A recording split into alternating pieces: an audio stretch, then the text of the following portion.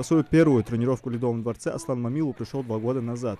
Выбрать именно вратарскую позицию мальчик решил сам. За весьма короткий промежуток времени Аслан сумел завоевать доверие не только тренера, но и партнеров по команде. Предстоящий всероссийский турнир в Сочи станет для него прекрасным шансом, чтобы в очередной раз показать свои способности и уровень подготовки. Раньше у нас просто тренировки были сухой лед, а сейчас у нас просто стабильный лед, и мы играем против себя. У меня самая ответственная позиция, я это понимаю, и я на каждой тренировке занимаюсь очень хорошо, тренируюсь, чтобы в турнире хорошие результаты были. Ингушские хоккеисты заставили многих всерьез задуматься, что хоккей тоже может стать сильной стороной ингушского спорта. Вслед за блистательным выступлением команды «Магаз» порадовать республику решительно намерены и игроки РЗ. К предстоящему всероссийскому турниру в Сочи команда готовится в полном составе.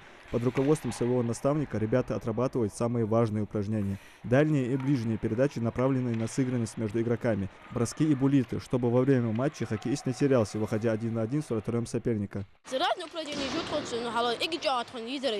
Hallo, 1-0, защитникиш, ехабиш, вороташ, аманкиш, У нас тренер настраивает психологически, старается, помогает нам дать лучшее, то, что он сам знает. Тренируемся, хотим выиграть. Конечно, намерен сыграть хорошо, сохранить ворота сухими, как бы защитник. И первое место, конечно же. Хоккей в республике начал зарождаться совсем недавно, поэтому опыта выступления на масштабных турнирах у ингушских хоккеистов пока мало. А чтобы уверенно скользить по льду и не теряться даже перед многотысячной публикой, нужен именно опыт, отмечает наставник. Предстоящий турнир в Сочи станет прекрасной проверкой готовности команды, поэтому и оценку в игре можно будет давать только после соревнований.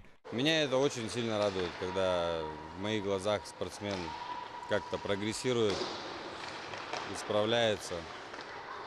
Без ошибок никто не живет, как в хоккее, так и в жизни. Все совершают ошибки, на ошибках строится много. В основном все на мелочах. Не знаю. Кого-то выделить я конкретно не могу сейчас.